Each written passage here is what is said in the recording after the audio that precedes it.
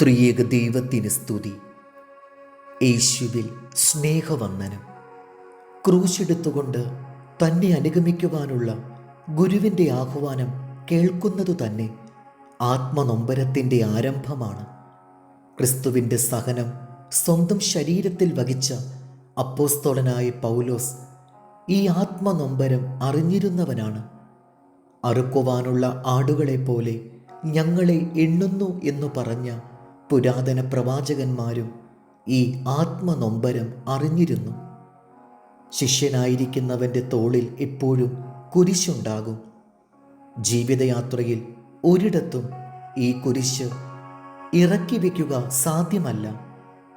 അസ്വസ്ഥതകളുടെ രാവുകളിൽ സ്വന്തം തലയിണ പോലും കണ്ണുനീരിൽ കുതിർത്തിക്കൊണ്ടാണ് കുരിശു വഹിക്കുന്നവൻ തൻ്റെ സിയോൻ യാത്ര തുടരുന്നത്. അവൻ കുരിശിനെ മുറുകെ പിടിക്കും. ക്രൂശിലൂടെ ഗുരുവിനെ അറിയുന്നു, ഗുരുവിനെ സ്പർശിക്കുന്നു. കുരിശു കൂടാതെ ക്രിസ്തുവിനെ അനുഗമിക്കുവാൻ സാധ്യമല്ല.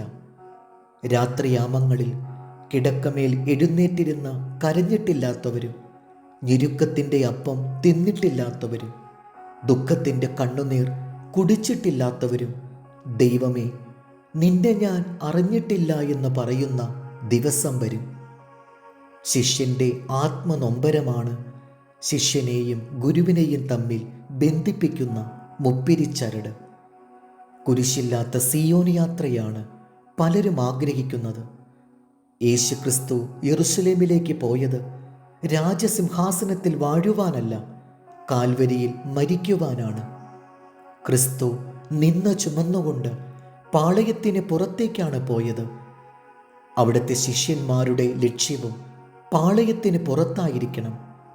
ഹേരോദാവിനോടൊപ്പം വാഴുവാനും പീലാത്തോസിനോടൊപ്പം വിധി കൽപ്പിക്കുവാനും കയ്യാപ്പാവിനോടൊപ്പം പൗരോഹിത്യം നടത്തുവാനുമാണ് ആധുനിക മനുഷ്യൻ ആഗ്രഹിക്കുന്നത്. അങ്ങനെയുള്ള ശിഷ്യന്മാർക്ക് യഥാർത്ഥ ഗുരുവിൻ്റെ കാൽവരിയിലെ സഹനം ഏറ്റെടുക്കുവാനാകില്ല. ക്രൂശില്ലെങ്കിൽ കിരീടമില്ല. ഒരിക്കൽ നമ്മുടെ കുരിശ് ക്രിസ്തുവിനെ ഏൽപ്പിച്ചിട്ട് അവൻ നൽകുന്ന ശോഭയേറിയ കിരീടം ധരിച്ച് വിശുദ്ധരായി മാറുവാൻ കഴിയുമെന്നതാവണം ശിഷ്യൻ്റെ പ്രത്യാശ.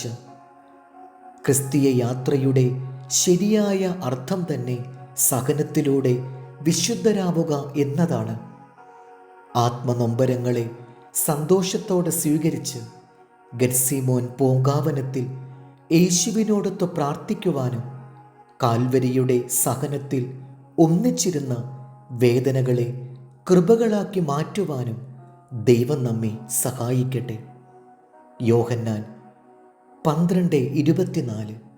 ഗോതമ്പ് മണി നിലത്തു വീണ് ചാകുന്നില്ലെങ്കിൽ അത് തനിയെ ഇരിക്കും, ചത്തു എങ്കിലോ വളരെ വിളവുണ്ടാകും. ദൈവം നമ്മെ അനുഗ്രഹിക്കട്ടെ. കർത്താവിൽ എളിയ ശുശ്രൂഷകൻ ഈരാളിലച്ചൻ.